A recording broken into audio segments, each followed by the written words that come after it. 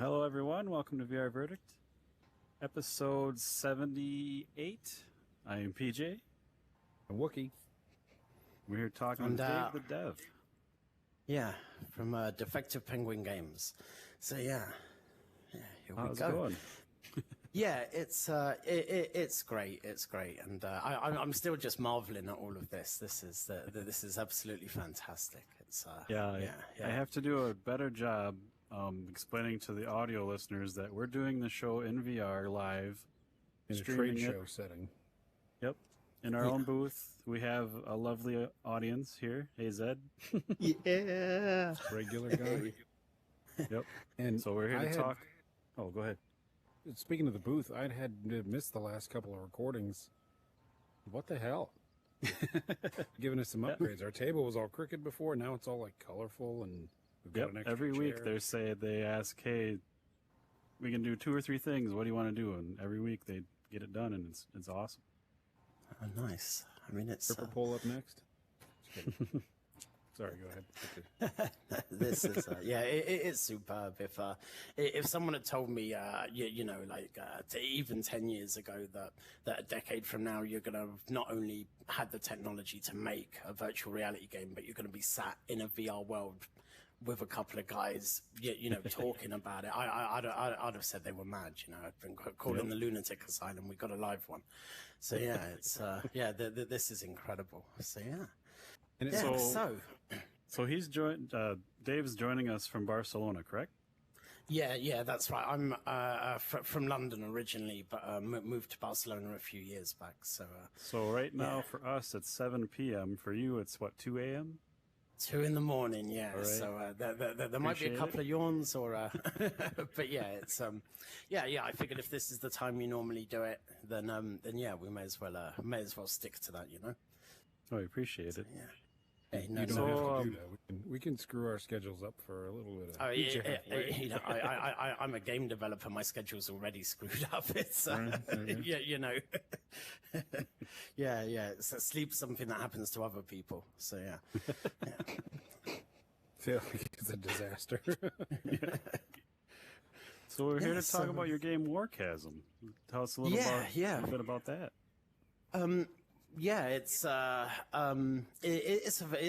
fairly casual arcade shooter. It's got a few nice touches in it. The idea is, if you imagine the minecart chase from Indiana Jones and the Temple of Doom, and then you mix that with, but you take Indiana Jones out and put Han Solo in instead. That's kind of the game. You're stuck in this minecart, tearing through these chasms, caves, volcanoes, things like that, and the whole time there's a whole bunch of things that you need to avoid. You've got gaps in the track where you need to be tilting the cart over it. There's all sorts of booby traps and things that come out, and of course the whole time an army of robots trying to take you down. So, but yeah, I mean, it's a real sort of arcade shooter. It's a bullet hell title, really. So, but I'm very proud of it. It wasn't the first game I started building. It was the third in the end. But the first 2, I made all the classic mistakes. The first was going to be some great RPG. The same mistake that every green naive dev makes when they first step into this arena. I actually got stunningly far with that. I'd built entire cathedrals and villages and things like that. But it soon became apparent. Yeah, there's no way being one person that this is going to pan out. And then there was a second title that was more sort of puzzle based, and that was set sort of in a sort of Victorian setting. But even that, it became apparent that as one person working alone, you're just not going to pull it off. So. Uh-oh. He fell asleep. By the Indiana Jones thing, I ended up on this. So and nice. And it took. I gave myself a year to do it.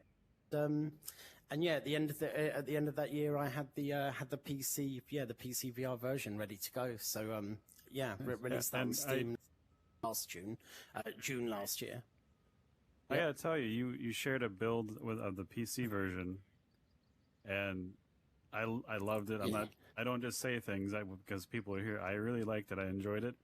And then you're like, hey, here's the Quest build. It's even better. I'm like, how can it be better than the PC build? But you were right, man. Like, yeah, well, I don't know that's how the you thing. did. I mean, it's a lot of late nights. A lot of kicking myself because I made so many mistakes, just so many mistakes. It was unbelievable. To the point where if somebody wrote down a list of things that you should not do if you want to make an Oculus Quest game, it was like I took that and used it as a game design manual. It was literally, I had just done all of them. I had dynamic lights in there, which were a no-no. I had everything spawn in. Nothing actually existed in the level, which is a no-no. Everything's running on tick, which means it's every single thing in the game is updating every frame, and it's 90 frames a second in VR or 72 on the Quest. So that was another no-no. There was all these sort of lighting effects and particles and GPU, everything's running on the GPU, and it was literally, I did not get a single thing right. So so when it comes to doing the Quest port, and this is, I think, the reason it's actually taken a year, pretty much to the day, to get the port done. I had to properly go right back to the drawing board with it. It was like, okay, we can't do things like this. We can't have everything spawning, so now everything exists all the time in the level. You just can't see it, and that's pulled in. Things aren't running on tick; they're only running, every frame for the few frames that they're showing up in front of the player. Had to get rid of some things like the glows and the post effects. That was a shame, but the Quest just can't do it. It's you're already rendering everything twice, and then doing the post effects, you've got to do another pass on top of that. So it was it was just too much. But the other thing was there's like in this scene. Yeah, go on. Sorry, the leg is a little different. So when you, and I haven't asked any other devs this, I always mean to, but I think of it later. So you build like the PC version of the game, you put a year into it. How hard is it to say, okay, I got to start from scratch for this Quest port someday? How do you make yourself excited about getting that done? That's got to be something. Well, I mean, it's whenever you do anything creative, you've got to have a passion for it. Otherwise, nothing would get made. It's with this in particular. Obviously, I only started my sort of whole game dev thing. I started. I mean, I've been studying Unreal Engine for about 4 years now, tops, and 2 of that has been spent working on Warchasm. So to be honest, I mean, for me, it was more of a slog because, as I said, I made every mistake in the book in terms of what I should have done for the Quest version. I'm sure that studios that have got a bit more experience than I had wouldn't be making those mistakes. They'd probably be building the two in tandem and working out what they can do on the Quest and what's going to be different with the PC version. And that would have made my life a lot easier. But you don't know what you don't know. When you're going into something like this brand new, you're completely unaware of what all of those pitfalls are. And as much as the internet is full of thousands of tutorials, people showing you everything, it's the little things that trip you up. Things like simply using lights. Yeah, I mean, we have, like, for instance, this bit that we're watching here, this whole volcano level. In fact, throughout the entire game, there's not, on the Quest version, there's not actually a single light in the entire game. The whole thing's done, all the textures are done using the emissive channel. So what you'd normally use to sort of like show where your glows are and things like that, this is actually, everything you're seeing is running on that channel. And because there's no lights, all the lighting that you do have needs to be sort of baked in, so it just becomes part of this one texture. But then there's no shadows here. I had to go in and hand paint all of the shadows, and then all the sort of glows where you've got lights and things, all the bits that are lit on the wall, all of that then had to be hand painted in. So it was, it really was an astonishing amount of work. And like you say, how do you keep going? Because there was a moment where I looked at it and I just thought, I'm essentially remaking this game now. Yeah. It's not a case of just throw it on the Quest, see what works, see what doesn't. It's and as the gravity of that dawned on me, it's it just suddenly became it was difficult to, to keep myself motivated. But the one thing I will say is in the year that I'd spent developing Warchasm, I'd learned so much. I was a much better developer after the experience of building the PC version, that when I went back and redid it, rather than see it as, it's another year's worth of work, I saw it as an opportunity to fix a lot of the things that were wrong. A lot of the things that didn't work in the PC version. I personally, I don't know if you'd agree, but I personally think, I think now the Quest version looks a lot better than the PC version did. The art's more coherent, the flow of the game. Yeah, which sounds crazy, but, that year, of working on the PC version just made all the difference in my actual abilities. And I tell you, some of the things, going back and looking at the because I've been using the you have a visual scripting language inside of Unreal Engine. It's all this sort of node based, plug this into this, that into that kind of thing. And going back and looking at, there were moments where I was just like, what the hell was I thinking? Looking at some of the ways I've done these things. It was like, Christ, I was going to say something. Was I drunk when I did this? It's right. Yeah. I've had go ahead. Before. Nothing in the game industry, but I've had projects before where somebody deletes everything, and you're like, oh fuck. And then when you go back the second time, you're like 3 times as fast. Yeah. You get it better. And if you have your template to look at, like that, you'll point at it and be like, or you go back to your tinkerings from like a year prior and like, the fuck is this? Junior ass shit. So exactly, and it can be an opportunity. Like you say, it can be an opportunity to rethink things and get things done a little better. I mean, years ago, I was working on before I did this, I worked in the music industry for a fairly long time, and I was working on an album for a band, and I had a virus just rip into one of my hard drives, completely killed it. It killed like the boot sector. I managed to get into the drive and get all of the audio files that we'd recorded off of it, but none of the but couldn't get any of the production or any of the actual sort of song files. So I had to redo everything. But like you say, that second go, the album had taken me 3 months. I was working on it. When I redid it, it took about 2.5 weeks, and yeah, it came out a lot better. So sometimes these things, these things that they're sent to test us, aren't they? And yeah, it is an opportunity to sort of rework things and. I was just gonna agree because I've gone to 2 different styles of art school, and right now I'm trying to write a book just for fun, and it's like the first pass is never it. When I went to a graphic design degree, I draw like 100 thumbnails, and the first thumbnail is never like the logo that your quote unquote customer is ever gonna want, and just writing stuff for like a fantasy book just because it's why not. Yeah. I write a paragraph for like a chapter and I just like dump it, come back to it.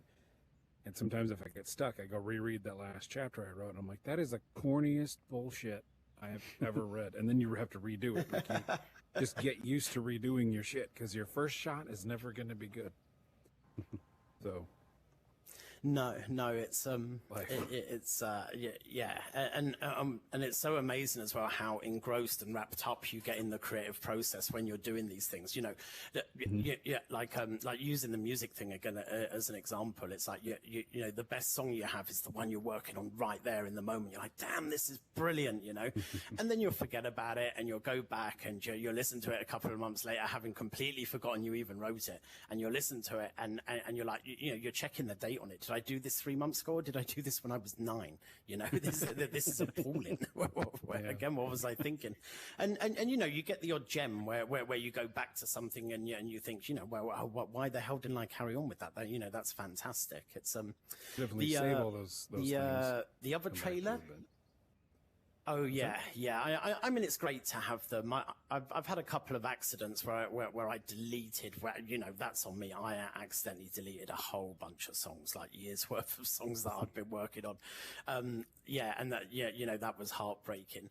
but normally, always an idea to hang on to these things. I mean, there are, for instance, on like the Warchasm soundtrack, there are some, just a few bars or a few riffs or a few licks or something in there, or little orchestral pieces or little string pieces, and some of them I can think back to. I wrote that 20 years ago. That was part of another song that I never did anything with, and it ended up being used on a video game that I made 2 decades later. So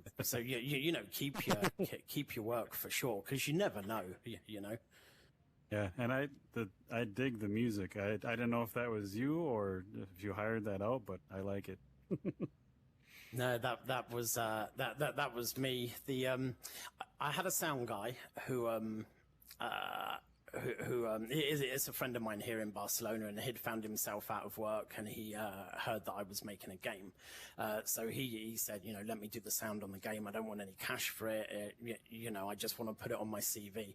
And I'd already started on the sound. I'd done, I don't know, I guess about 10-15% of it. But yeah, he's a good guy, and it turned out to be a really good sound designer, so I got him to do that. But he did ask if he could do the music as well, and I had to say no. It's like, no. I know exactly how I want the soundtrack to this game to be, sort of thing. So. So I kept that for myself. I mean, everything you see there, apart from the sound design done by that guy, I mean, he turned out to be a great sound designer, a fellow named David Maria. Nice. Apart from his work on the sound and a few of the textures, like the monowheel behind us there, that was, I had a similar situation with my girlfriend where she found herself out of work. So I sort of trained her up in ZBrush and Substance Painter and what have you, and she ended up doing a few of the textures. But everything else in the game was it's proper sort of solo dev thing, Yeah. So yeah. Do you want to take this moment to I mean, do some show and tell with the models in here and. Yeah, if you like. Let's turn around. We have to move our camera real quick. 1 second. All right. So yeah, this, as I was saying when we were chatting earlier, this is the monowheel. This is something that sort of shows up, I think, when you get to the second planet, and it's sort of bouncing around the tracks, shooting at you.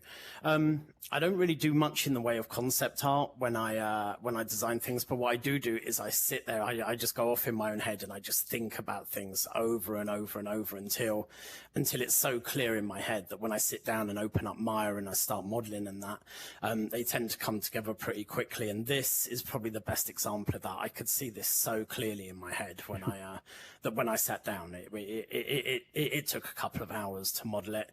And then I had to do like the UV unwrap and that, and my partner textured it with her newfound skills.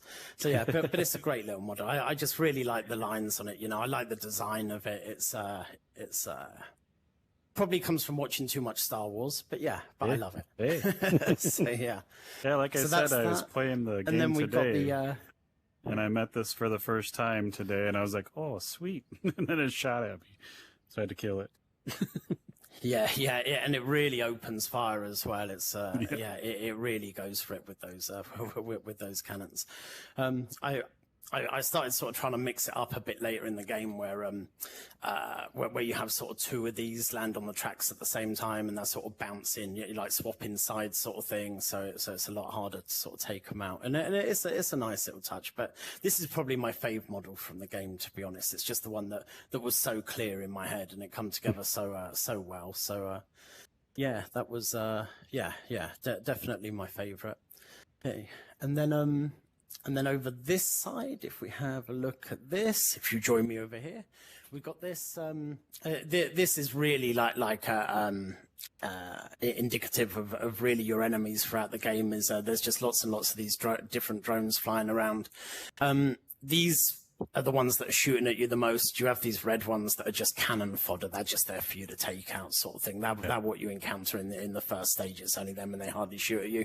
But the moment these appear, they start really chucking out the lasers, and that's when the game starts to become the bullet hell thing that I envisioned it to be. Oh yeah, and then and then there is another type that comes after this that's just really armored. They're like just these big sort of blue sort of tanks that are. Yeah, that are really there from a game design perspective. They're a lot harder to kill. They don't necessarily shoot anymore, or or do much more damage, but they take your time because you have to shoot them so many times, and the whole time you're shooting these sort of big armored blue drones, these swines are appearing and sort of like trying to take you out. So it worked really well having these sort of these 3 levels of drones: your cannon fodders, your shooters, and your sort of tanks, But yeah, and then finally over here, we've got this, which is just a big old thing that comes lumbering along the tracks at various different speeds, and as all you can do is duck under it. There's no taking this one out. So, but yeah, but it's it's great when this appears, It's we got these sort of like bits in the game where you're made to look away, and then this will come tearing down the track towards you as you look back. Yeah. There's these bits where you'll need to be facing to the right to take out another vehicle, and then when you look back, you realize you're going to get hit in the head with one of these skips. So not exactly a jump scare, but well, yeah, I guess it is. It's that sort of thing, isn't it? That jump scare thing. Squat scare. But yeah, so that's yeah. You're supposed to duck under it. Is that a squat scare? So yeah, that's Yep. it. Yeah, that's it. So this is coming at you from here. You're sort of stood here, and obviously you're on your minecart, so you need to sort of duck under it here. And the first time you see it, it's going the same direction as you, so it's just ambling along. So you just got to get down low and wait until you've cleared it. And then there's various other versions of it as you progress through the game, where it comes tearing out of the shadows sort of faster and faster each time. But it's yeah, and again, all the textures on it had to be baked.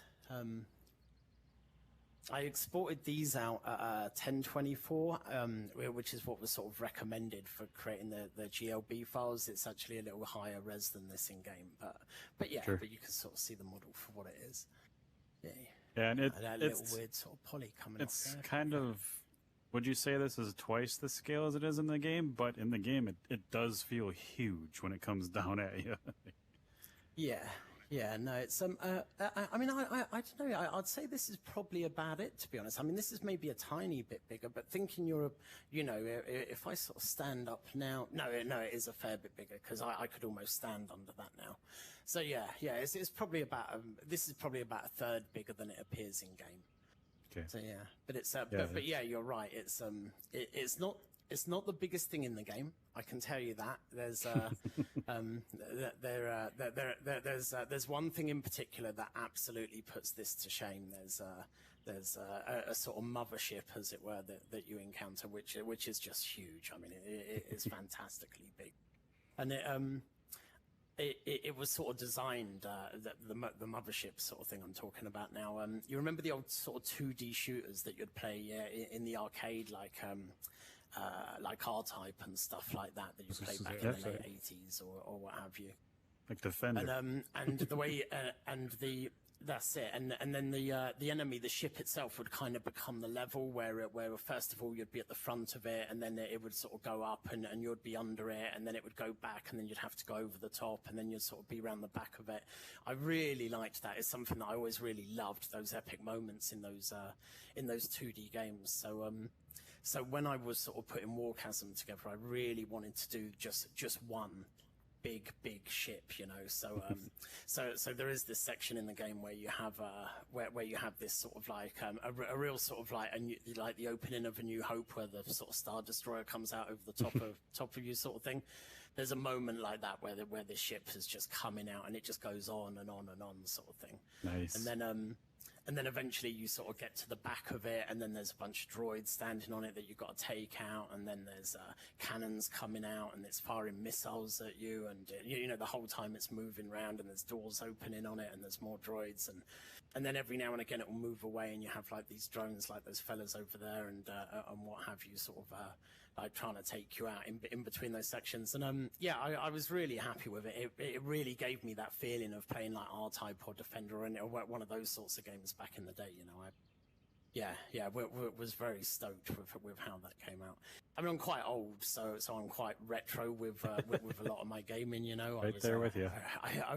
Around at the start, sort of thing. So yeah, but that's it. So that's the models I sort of got uploaded for. Well, that Jesse very kindly got uploaded for me. It's but yeah, they're looking good. Yeah, it's very strange seeing them in this environment. You know, so I'm so used to only ever seeing these things inside of Warchasm. It's weird being having this chat with you guys and like, oh yeah, it's the skip carrier from my game. It's just sat there, but yeah, parked. You barely can't put it on the train track and have it rolling or something fun. It would be fantastic. I mean, it's great the way it sort of comes bowling out of the shadows and that. So very chuffed with it. So yeah, should we go and have a look at the video that's running? Sure. To see if there's anything in there that let's see if this tunnel gets any bigger. Yeah, so here, I mean, if you look at the size of this, you can sort of work out how big that skip carrier can actually be, because it's not going to be any bigger than than the roof of the old tunnels here. So it's it is down pretty low then. Oh, look at that! Wow. I will tell you that this game's a hell of a workout, and I love it because I do Supernatural in VR every day. So it's another game I can use my squats and my lunges and everything, and it works really well. Those doors you have to shoot to open. I mean, they remind me of Contra a lot. But I want to know. I've never played Contra, and and I hear people talking about it all the time. Nice. It's one of my sins as a gamer. Look at that. I am curious. But yeah, with the workout thing. Sorry, the delays kill me. Oh right. You say you know the Contra code, right? Yeah, we got. Out? Oh right, no. But no, I've never played. Never actually got around to playing it. Also, never played Half-Life or Half-Life 2 actually, which I know sin, but yeah. But yeah, with what you're saying about the game being a workout, after a year of playtesting something, there isn't really much of a challenge. It's only when I get to these sorts of, this is the second to last level, it's only when I get to these last two levels that I find it any kind of challenge. And as such, I kept, let me backtrack a little bit. As we got towards the end of development, the idea was that we actually shot our original trailer at this sort of art school, and we were going to get a bunch of the students there to play test the game for us. And then COVID hit, and that was no longer an option. Turning up at a public place and sticking the same HMD on a load of different heads. So I was sort of like doing my own testing, which is a really bad idea as a developer, and. And the first sort of versions of Warchasm that people ended up playing that I sent out to a few streamers, I'm literally standing there playing it, and I'm like, oh god, this is so dull. It's like no one's going to play this. There's nothing going on here. So I'm sort of like pushing it and adding bits and making it a little bit more difficult, but still, not sure there's much there. The first couple of people that played it, it's too hard. Everyone was saying this is just far too hard. And secondly, by the end of the first level, these guys are all covered in sweat. It's and I'm playing it and just sort of standing there, sort of not even really having to move and then killing everything the moment it appears. I mean, again with the Quest version, I mean, I went back and I changed a lot in the PC version, but again with the Quest version, it's a whole lot easier I mean, even the PC version is a lot easier than it was when it first shipped. Don't do your own game testing, I can tell you that. It's absolutely terrible idea. I'm curious, are the levels generated or are they static? Because you have a checkpoint, and I've died a couple times, and it seems like when I come back to that checkpoint and go through the last part, it's a little different. Am I just making that up, or? No, I for the most part, it will be mostly the same. I think there's a couple of bits that are there that can be random, but for the most part, it will be pretty much the same experience each time. Okay. Yeah, it's the order, at least, in which everything appears will always be the same. It's certainly. things will appear in different places and what have you, and there's a couple of things that will do different animations and what have you, so that will sort of have it feel different. But for the most part, the levels are pretty much set in stone. I love that quad rocket launcher. It's just so much fun. But yeah, they are. It is absolutely set in stone. I don't know if you worked it out actually. Looking at this, because obviously you're in this mine car and you're tearing through down these passages. Did it ever click with you that you're not actually moving? No, not at all. Did that ever become apparent?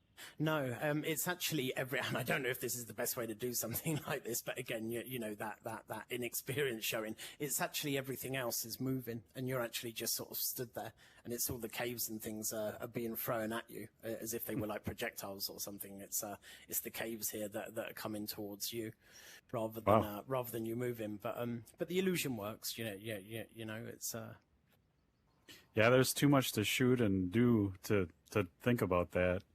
When I was playing today, there was a part where there was a second rail off to the right, and a car of droids came up, kind of surprised me. It was really cool. Yeah. And then I think it's the end of the first world, it was like you come to a stop, and then it's kind of like a shootout almost. It was really neat. Yeah, it goes a little bit sort of time crisis at the end of each level. You have this, you finally make it to the end of the tracks, and yeah, there'd be a big shootout for each of them, which is for me it just felt nice that you actually come to that stop, you know, that you reach the end of the line, and it's time to stake your claim, you know, it's have the big sort of Western style shootout. I like that. Look at that. We were talking about lunges and stuff, like, because a lot of games make the mistake of not making you have to move, and your legs get tired, and it's like you're just standing there, your legs get real tired. I like how you have to lean the cart at points, and that you don't have to use a button. You just lean and put your hand out, and the cart tilts, and you have a lot of great mechanics going on. Yeah.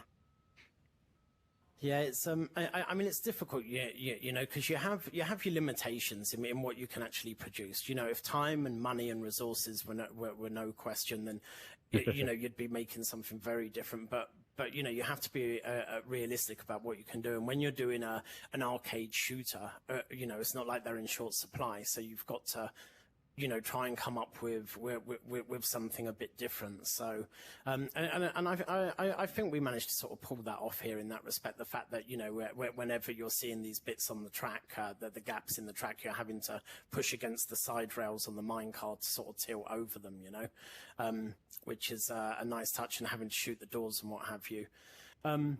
I did want to.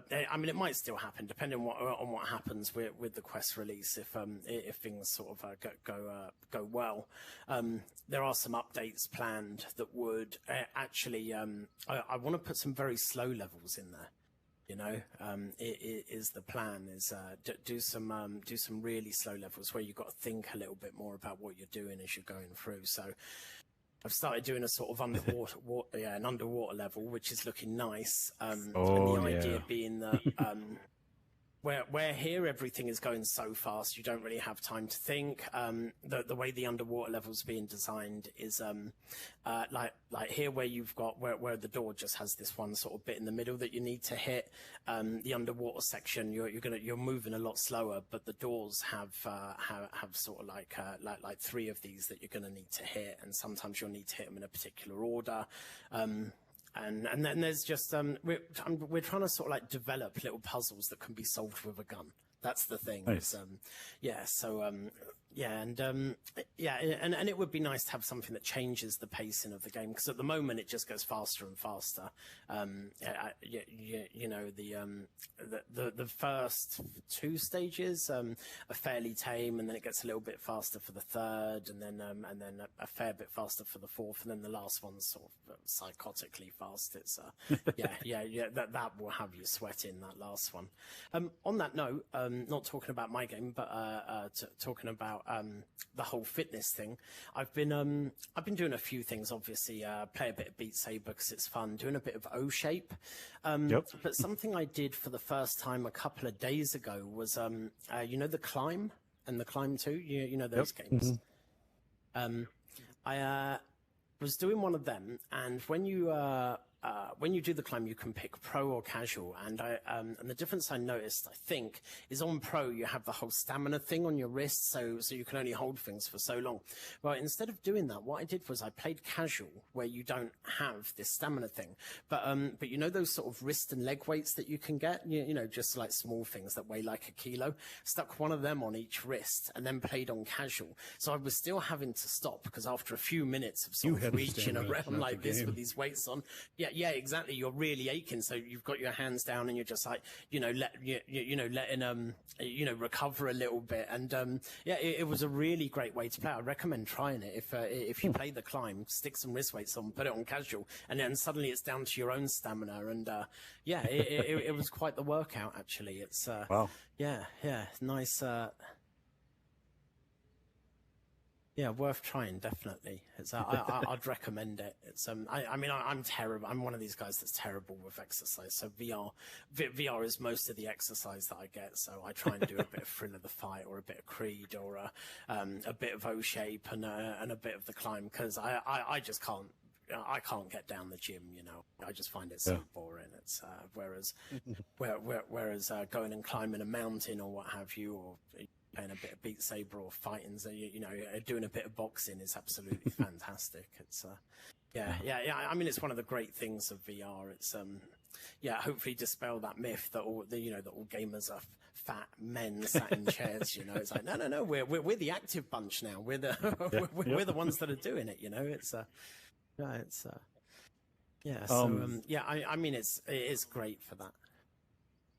I was just going to say, hey, Zed, you're in the audience. Any questions or comments or anything? I don't know if you specified, but is this the Quest build or the PC that we're seeing on the video? This is this is running on the Oculus Quest 2. Okay. So yeah, this is the Quest version. The plan is, to be honest, I mean, as PJ was saying, this does seem to, it looks a fair bit better than the PC version. So now that this is done, the idea is that I'm going to take this version and stick this version on Steam. I'm going to tweak a few things on it, put the glows, the post effects, all the lasers and what have you have got more of a glow to them. Put that back, the bits that I just couldn't get running on Quest. But essentially, the two versions are going to be tied together. Because as a solo dev, you just can't have two completely different versions of your game. I'll just do everything twice, that's ridiculous. So A, for that, but B, because, I personally believe, I'll say this, to be completely honest, there are 5 different planets that you play on here, and all but one of them look better on the Quest. There's a ruins level, which is sort of like the 3rd planet. I have to admit that it does look, that level did look better on the PC. But when it's 4-to-1, you've got to go with the numbers, So the idea is that we're going to bring the two of them more in line with each other. The PC will have like more post effects and glows and particle effects and stuff like that, and the explosions will all be translucent rather than here they're masked, so they sort of disappear strangely. So little tweaks like that, but for the most part, this is now going to be the PC version as well. It's just for my own sanity more than anything, so that I can be working on one version of the game and not two.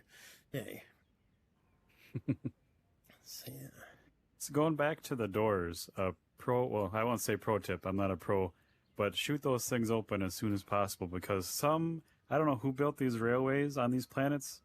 I don't know if you have any lore, but whoever puts a frickin' beam right outside of a door so you open the door and you got a duck is an asshole. No. That's you know who that is. You that's it. You do need to get in there quick with these things. I mean, that's the thing as a game designer, isn't it? It's like your job is to kill someone, essentially, isn't it? That's what you're doing. Games are challenging, and generally, when you fail at a game, you die. That's the penalty. If it turns out you're not good enough to do this bit, you die. So as a game designer, you literally spend your days thinking, well, how can I kill someone? Yeah, what's gonna? Okay, they're in a cart. They come up to a door. Let's stick a great big piece of wood behind it, and that should do it. So yeah, movies and stories, you got to put them in. You got to ruin their day. You got to put them in carbonite. You got to put them in bad situations. I never thought of it like that, and that's really creepy when you say it that way. And the worse you can make their day as well, the better the story you're telling. It's like, how twisted is that? Tolkien said it in The Hobbit. It's like days that are good to have and things that are good to do are soon written about, but the grueling stuff is the stuff that you really need to stretch it out. It's the ones we write stories about, isn't it? I say my favorite book actually is by a writer called Don Winslow, who did he wrote the book Savages, which then became a film a few years back. But he wrote this book called The Death and Life of Bobby Z, and it's about this guy who starts out as a complete loser, and his luck just gets worse and worse from there. It's and it's absolutely fantastic. It's that thing you say of like, you have this character and you want to ruin their day. His day is properly ruined. And it's my favorite book. It's absolutely fantastic. If you can, I don't know if it's in print anymore, but if you can pick it up, the Death and Life of Bobby Z by Don Winslow, it's absolutely fantastic. Yeah, nice. and it's exactly what you're saying. That whole like, okay, let's take a character and ruin their day, and he does it gloriously. It's fantastic. So yeah. Well, so how long underwater have you guys been doing the? Sorry. The underwater stuff is my favorite, so I really want to see that level. Yeah, it's coming out. Well, I say it's coming. I mean, along with all the mistakes that I made with the PC version, as it were, the biggest one I have to say is I did absolutely no marketing with it whatsoever, and to be honest, like talking numbers, it's been an abject failure in terms of sort of making your money back. It's been absolutely appalling. So I'm kind of hoping that the Quest version is going to be a second bite at that cherry, because it's not, it's not like it's some terrible sort of like shovelware game or something. And especially the Quest version is so polished now and runs so well. And that's all on me. It really is. It sort of started well, the marketing thing at the beginning of the process, where things were a bit more relaxed. I mean, one of the things I've got going on is all of the weapons in the game are named after synths, different synthesizers, just geeking out there. But I actually contacted each of the different companies and sort of got their blessing, and they were giving me sort of like freebies and bits of software and stuff, and nice. And what have you, and doing interviews, and they're talking about the game and its music and that. And that was probably the first 6 months. I'm on Twitter and I'm talking to different content creators and streamers and what have you, and the process is going well. And when we got into sort of like the second half of it, the last 6 months, you suddenly realize, I've given myself this deadline of a year. I see how much work there is in front of me. And got it done, but the marketing just fell by the wayside. And I was in this very naive sort of Kevin Costner Field of Dreams mentality. It's like, no, if you build it, they will come. It's like, but it's just, it didn't pan out that way. Apparently, I'm not Kevin Costner. So it was, that's a good thing. Made some terrible mistakes there.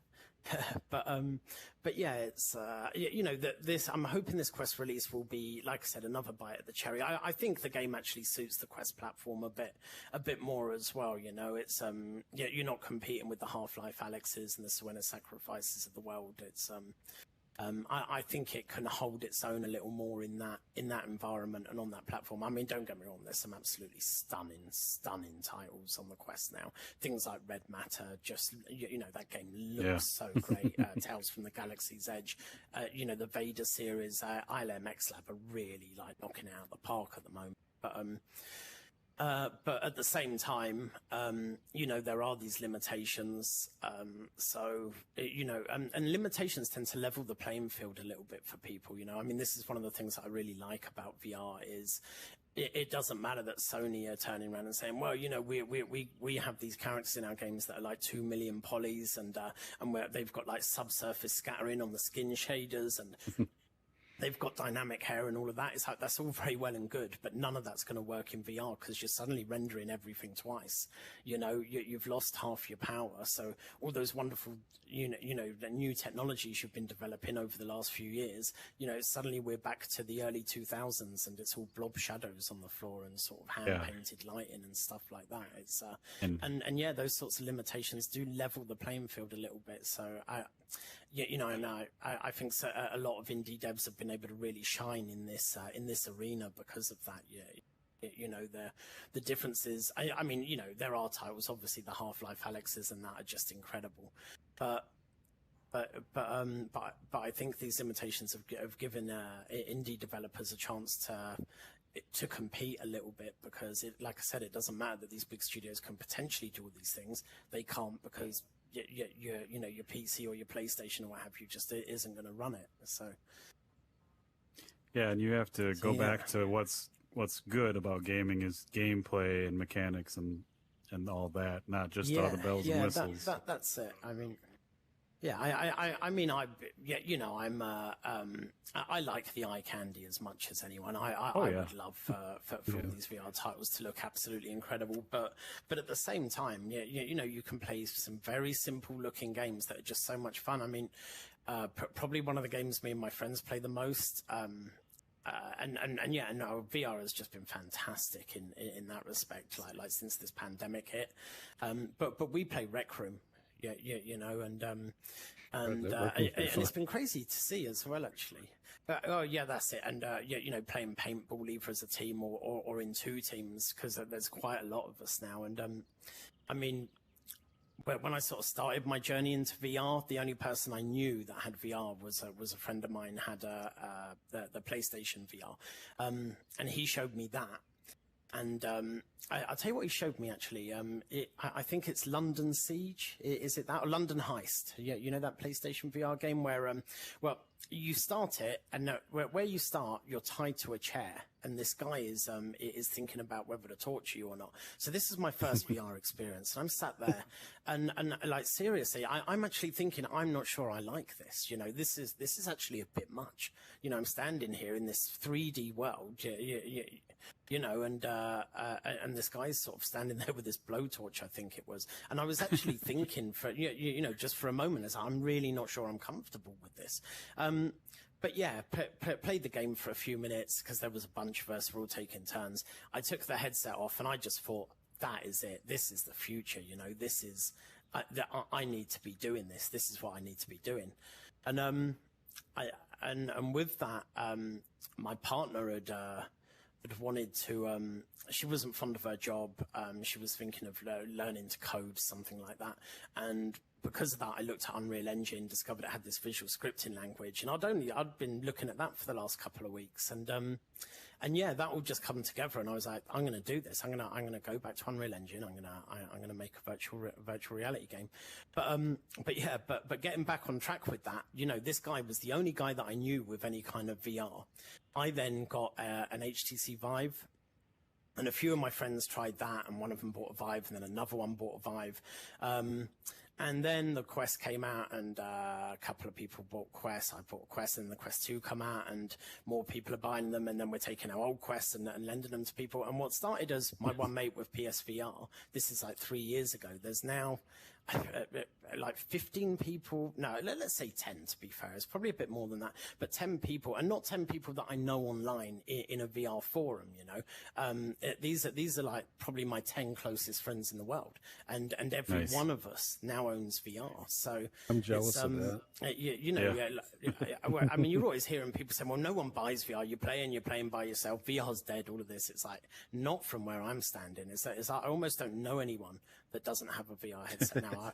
Even my dad has a VR headset. I bought him one just before Christmas. He was we have this test and trace thing in the UK that sends you messages if you've been in the proximity of someone with COVID, and you then have to stay indoors for 2 weeks, sort of thing. So he got that message. So yeah, so I ordered him a Quest 2, and gifted him a load of games from the Quest store, and we've just been we play pretty much every day now. That's awesome. And then once a week, me and my sort of 10 friends will get together. And there's something absolutely fantastic about being stood in something like Rec Room with like 10 of your friends, you know, be like, let's go play some paintball. Let's go and do some laser tag. It's absolutely most we've had is like phenomenal. 5. And especially like, yeah, well, no, I mean, I'll give you my, I'll give you my gamer tag, and we're come join us, because it's always hilarious. It's absolutely fantastic. I don't want to intrude, but We had this one day. My proudest moment, I will say. A whole bunch of us sort of spawned into Rec Room together and walked into the lobby, and this kid comes up to us, and you could tell from his voice he's quite young. And we're standing there, literally like 10 of us, and this kid comes up and goes, "Are you the Avengers?" It's just like, yeah, you know what? We are. Yeah, we're the Avengers. This is how we look. Yeah, it was absolutely fantastic. Yeah, we're the Avengers. we are now. That's yeah. Yeah, exactly. Do you think we're the Avengers? Well, then, yeah, then let's just run with that. Yeah. Well, we're almost out of time. Did you want to talk about your other game, or do you want to talk about a couple other things about Warchasm, or? No, I think I'm okay. I mean, this thing over here. If we have a look at that, this is one of the games that never happened. This is this sort of Victorian thing. Called The Heart of the Machine, and again, it was being very naive and aiming just a bit too high, you know. I wanted to do this whole sort of like puzzle thing, but there were so many interactions. There was so much stuff you could pick up, and there's all these machines that are puzzles that you have to sort of interact with. And yeah, it just became apparent that it was going to be that it was going to be too much sort of thing. But it's interesting to look back on, you know, sort of see how it pans out. The one thing I do love from this actually is the gun. We'll see that coming up here in a sec, I think. Yeah, and while we're waiting for the gun, like here. I told you in chat, like that trailer is pretty epic. If it's for an unfinished game that is a couple years old. This is literally a prototype. It's literally a prototype. But the thing I love about that gun, what I wanted to do was where normally, like in Warchasm, for instance, you've got your ray gun and your blaster and your rocket launcher. The gun that I designed for this game is sort of 3 guns in one, and so you see it. You see it actually sort of transforming between its 3 versions of like a pistol, a minigun, and this weird sort of box, sort of cone-shaped things that you use for picking up these spheres. Yeah. That looks so cool. You see there the transformation. Yeah, look at that. But yeah, this is literally just a prototype. But again, you know, it's the mistakes that you make, you know, because this was you know, when you build a prototype, you should be using the most simple of shapes, and you know, these sort of like polygonal primitives and things. But I've just sort of jumped in and be like, no, I want this door that's got all these glowing lights on it and these bits that sort of like come pulling down the sides, and I want a gun that transforms into 3 different guns, and I want mechanical spiders and all of that. So it's not how you build a prototype, to be honest. But yeah, it's I mean, this is the one. Me and my partner were looking at this actually because I just wanted to sort of show you guys the footage, and we are kind of tempted to go back to it, you know, and maybe maybe have a look at it, because there is a fair amount of it done. So it would be interesting to sort of go back to it and explore it a little bit more. But at the same time, you know, you've got to find the business model that works for you. And a game like this, I can see it. You know, this is probably going to be 2 to 3 years of development to get a final, finished, polished product together. And in such a volatile industry as game development, it's just I don't know if it's a risk that as a solo dev you can sort of take, you know. Sure. Yeah. I mean, maybe once you've got a successful title behind you, you can start taking those risks. I mean, I've heard people say, you know, step one is to survive in this industry, and then step two is to thrive. So yeah, it's we have to we have to see. It was we were kind of amazed at how much work had been done on it. Really, frankly, it was like, oh my god, there's so much there. But yeah, it's a difficult choice. It's you know, because there's a few other prototypes. There's the whole sort of like RPG thing with all the cathedrals built and everything, and in that one you're like casting spells and having people, you know, pulled into portals and stuff like that. You know, again, how not to build a prototype. And there's a few other things that we've been working on as well. So yeah, I mean, next step is see what happens with the Oculus Quest release of Warchasm, see how that does. Hopefully that will put us in a better position to take risks, and and hopefully one of these prototypes will become our next game. So yeah, that's the plan. Well, I wish you well, man, because Warchasm, like, I play a lot of games because I play a game every week for whoever we're talking to, basically. But yeah, it's a great game for like when I've had 15, 20 minutes before supper, or when I get home from work and nothing's happening. I'm like, I've wanted to jump back into the game, which it's not super rare because I like a lot of games, but I've thoroughly enjoyed it, especially being able to be active and just the mechanics, like the shooting. Like I've been trying to like one shot everything, you know, instead of wasting bullets because you have a bullet count. Yeah, I'm really enjoying the game. Yeah, no, that's well. I mean, that's I'm glad you like it, and it's very, very, very kind of you to say so. It's yeah, it's I mean, I'm very proud of it. Yeah, you know, you got to love your babies, haven't you? So yeah, very proud of it, and just hope we can. I mean, everyone that's played it seems to like it, and everyone that's reviewed it has reviewed it well. We're just not getting the numbers, you know. So I just hope that now with the Oculus release, we're putting some cash into marketing and what have you, and hopefully we can draw some attention to it. And if so, because really you just want to be making your next game, you know, you want to get your first one out the door and then be in a position to say, yeah, this is going to work. I can now make another game because it's absolutely fantastic, you know. And over the years, I've you know, I've worn a lot of different hats. I've worked as a musician, I've worked as a 3D modeler, I've worked as a web designer, and with all of these things, finally doing the game development thing, I found something where I can model something and I can texture something and I can animate it, and then I can bring it into the game and I can do some development on that, and I can create the sounds that go with it, and I can write some music and stick that behind it, and you know, suddenly you know, being in a position where your entire skill set can come together and sort of like work towards one thing is a stunningly rewarding place to be, you know. And I just genuinely hope that we can get a bit of love for Warchasm over there, and move on to the next one, go through the process again. Would be fantastic, absolutely fantastic. Yeah. Anything, Zed or Wookie, before we sign off? Or It was everything looks really cool. Yeah, I'm always amazed at solo devs and the time that you guys have to just the time you make to put into these things. It's great. Yeah, it's you know, it's a labor of love. The only thing I will say about doing everything yourself, the one reprieve that you do get is you will have days where you think, you know, I can't be painting any more textures. It's like, so you can put that down and you can walk away and you could be like, okay, I'm going to work on a bit of music for the game. And that becomes, even though you're still working, it becomes a break from the other thing that you're doing. And then you might think, okay, I can't think up any more sort of melodies and things. So you can go away and you can like start putting a model together or something, or you can start working on some sort of explosion sounds, things like that.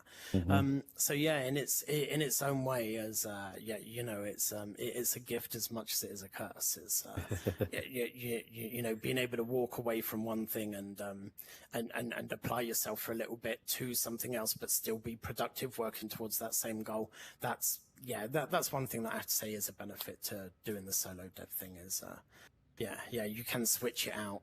Yeah, you know, and that helps you keep things fresh. That's Sure.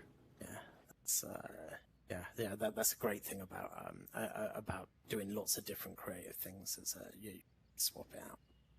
So with the quest build, my last question, I guess, with the quest build, are you shooting for App Lab or Quest Store? Like, what's your plan? Or Haven't actually applied to the Quest Store at all. I figured it's just easier to just get it on App Lab first because, you know, just to get it out there. It's a fairly solid build now. I mean, there's always going to be something will come up. Some player will find something that you never thought to check. But it's a pretty solid build, so I'm happy to sort of get it on there just to get the ball rolling and start getting some streamers playing it. And then maybe if we start getting you know, a fair few sales, maybe Oculus will pay attention to it, and B, there's nothing to stop us sort of submitting it to the you know, to the main store while it's on App Lab. There's a few more things that you have to do. Things need to be a little bit tighter in terms of the sort of human interface. You know, it's like when you take the headset off, the game should pause and stuff like that. And just lots of, you know, there's a lot longer sort of checklist of things that you need to get right with a full Oculus Store sort of submission. So for now, I figured, yeah, let's get it on App Lab, get that ball rolling, you know, get it on SideQuest and start doing some advertising there. And then once it's on there, people know about it, get some streamers playing it, and then I can think about making you know, making a proper sort of submission to the main store and see yeah, and yeah, you know, fingers crossed, maybe we get lucky. But yeah, I mean, I'm quite happy to be sort of pushing it on SideQuest to begin with. That's I mean, the only reservations I have about the App Lab thing is it's not such a big deal if you are on SideQuest, which a lot of people are, and you see a game that you like and you click on it, it will take you through and you'll have this one sort of message come up saying, this is an App Lab game, it's not gone through our same sort of testing. If, however, someone is just browsing on their phone, or if someone's looking for your game in particular, you know, I don't know if you, I mean, you must have seen this. Like you look at the Oculus app on your phone, and let's say you type in Warchasm, it has to be an exact match, otherwise it's not going to come up at all. And then even though you've typed in that exact match, the one thing I would expect is if someone types in literally exactly Warchasm, I would expect, you know, Warchasm to come up first. But the thing that I've noticed, sort of, you know, testing the waters, looking for various different games, is Oculus then show you a whole bunch of their main store games that aren't sponsored crap, you know, that are nothing to do with the name of the game that you've typed in, and then your game will be at the bottom of that list, or whatever indie game or whatever App Lab game will be at the bottom of that list with no icon, saying it's you know, it's App Lab, so you know, be careful, as it were. And then you press on that, and it will then take you through to the store page, and then bring up another warning. Yeah, you know, which I think for a lot of people is going to be a little bit off-putting. You know, maybe not. You know, for guys like us, we're just going to go and be like, yeah, warnings, whatever. You know, it's like just give me the game, give me the goods. But I think that's going to put a fair amount of potential consumers off, sort of just seeing 2 warnings in a row. I mean, what is it? A cigarette packet? How many warnings does it need to have on it?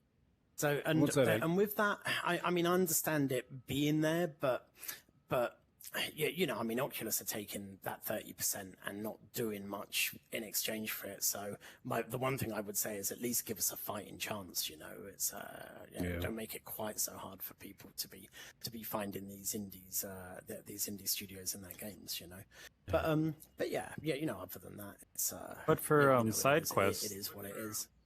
I think once you get it on there, I've played a lot of SideQuest games, and I think from my point of view and how much I like the game, like, that's got to hit top 10 quick. If you can get eyes on it, that is, you know, however that works. But yeah, I certainly hope so. And you know, we've got a marketing budget now.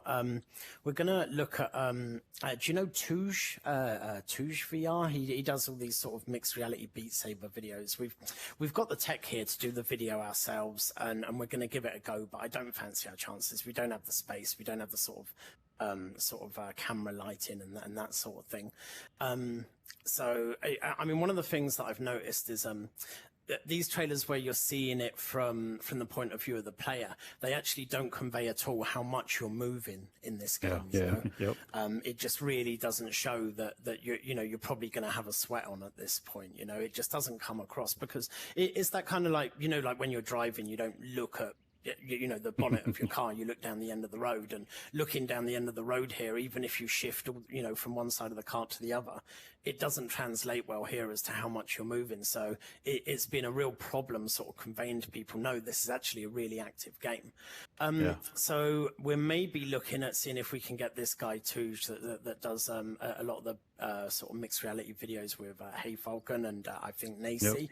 And maybe seeing if we can not so much get him to do a trailer, because I just don't think the budget that I've got will stretch to that, but see if perhaps he can just get a bit of footage, a bit of mixed reality footage together that we can then take and sort of recut our own trailer to sort of get that going, because it is really a game like this, you need to be showing people how active it is, and the whole dodging and ducking and weaving and tilting part of it is such a massive part of the gameplay here, because without that it's just it's a fairly generic shooter, let's be honest. It's it's that physical element of it that differentiates it from so many other games that are out there. Maybe we'll sort of get a mixed reality trailer together that will better convey that. Certainly going to be, doing some advertising on SideQuest. Going for that big banner across the top. And I hope you're right. I hope you're right, PJ. I hope we hit that top 10 slot and start getting a few bums on a few seats. Get a few get a few players in there. But you're totally right. The physicality is just great, because, like I mentioned, like I've played a lot of games where you just stand there. I love sitting games because I play a lot, so it's nice to sit down and play something. But for standing games, when you're just standing there and it's just like you can just move your arms, like it's neat, it's cool, the games are good, but moving around really makes me feel good about playing something.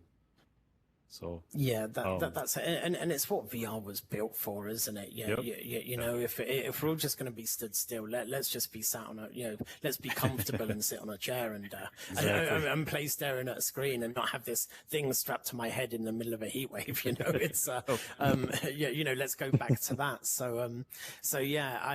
I mean, it's got to be physical. If you're going to put people inside of that space, inside of that game, then let them be let them be human about it. Let them be using their hands and picking things up.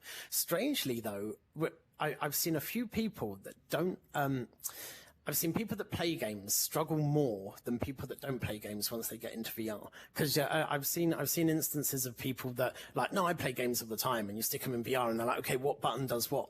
And it's like, well, it's kind of really you just reach out with your hands like you would if you were just being a person, sort of thing. And I think it brings a lot of non-gamers into the VR space. My partner, for instance, isn't a gamer at all.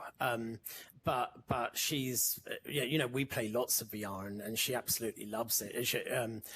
It's just that sense of wonder when you go in, and the first time you're stood there in a virtual reality environment, and it's just so immersive, and you can't pitch it to people. It really is like that Matrix thing of like, no, you can't be told what it is. You need to see it, because no amount of seeing these things on a flat screen like that gives lets you know what it's actually like. But most people, as I said, so many of my friends have this now. Most people that stick that headset on end up owning one of their very own. It is once you know, and you can't be going back to flat gaming after this. It's just too much, isn't it? Yeah. Yeah. Well, I have more questions, but I don't want to keep you. I know it's 3 a.m. there, so just thank you for your time and your game. And I'm honest, like I thoroughly enjoy it. Like I'm gonna play it right after we hang up here. Excellent. That's yeah, absolutely fantastic to hear. Thank you so much for having me on. It's absolutely amazing. Like I said at the start, if someone had told me that this was in your future, I would have thought they were crazy. But here we are, standing in a virtual world, talking about virtual worlds. You know, it's absolutely phenomenal. Yeah. And yeah. So thank you so much. And I've been really enjoying your guys' podcast. Actually, I think I listened to.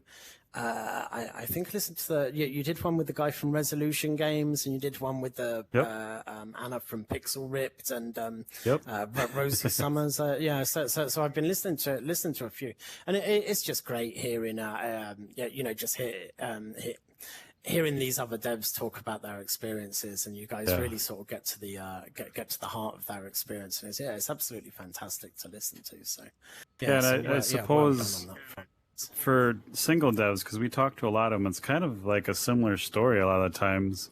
And, you know, the funny thing to me is a couple of them say, you know, we haven't talked to anyone but you guys for a long time.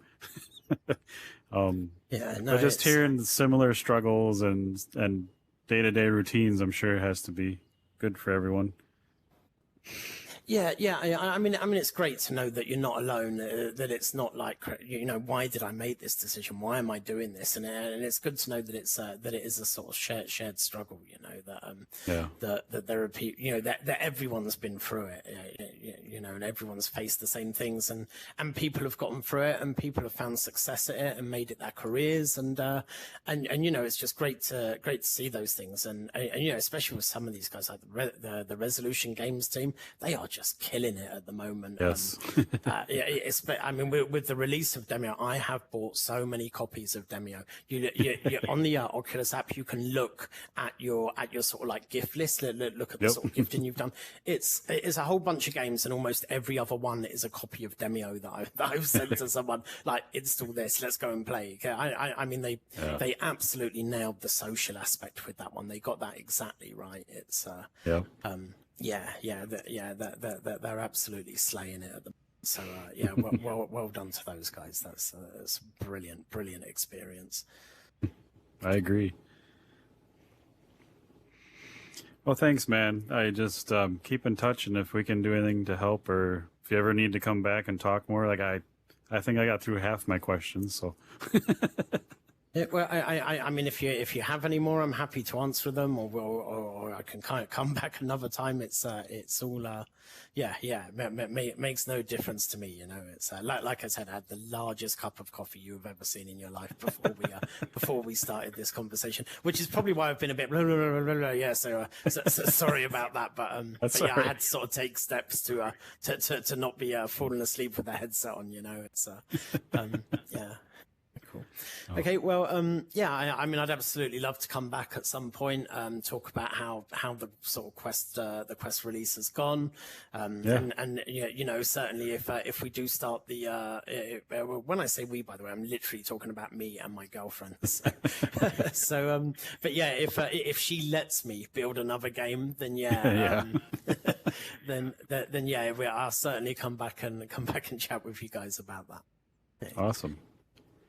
I appreciate it. It's been a real joy, and I'll keep sending you my thoughts on the game and whatever else we can do. Yeah, absolutely. And if I mean, I'll send you a couple more keys or whatever over, because I know you bought it. Amazing. So that was you. So it's but I'll send you I'll send you a few keys over. So if you've got any friends that want to play it or what have you, you know. Yeah, we tend to give keys out to the audience at certain times too, so that helps.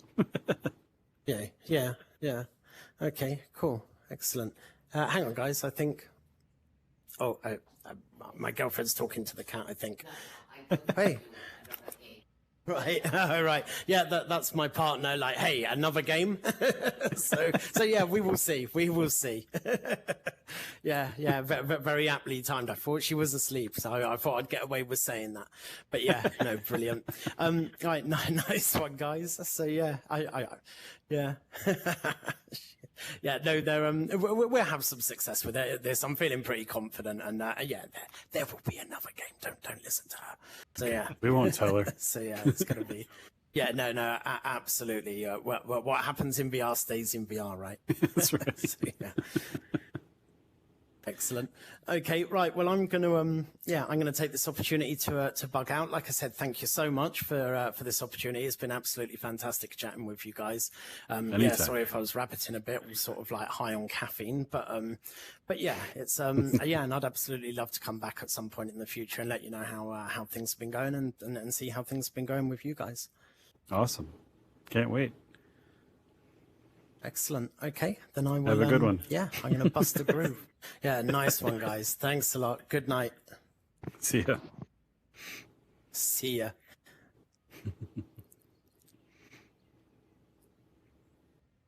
Well, everyone, that was Dave the Dev talking about his game Warchasm and other things.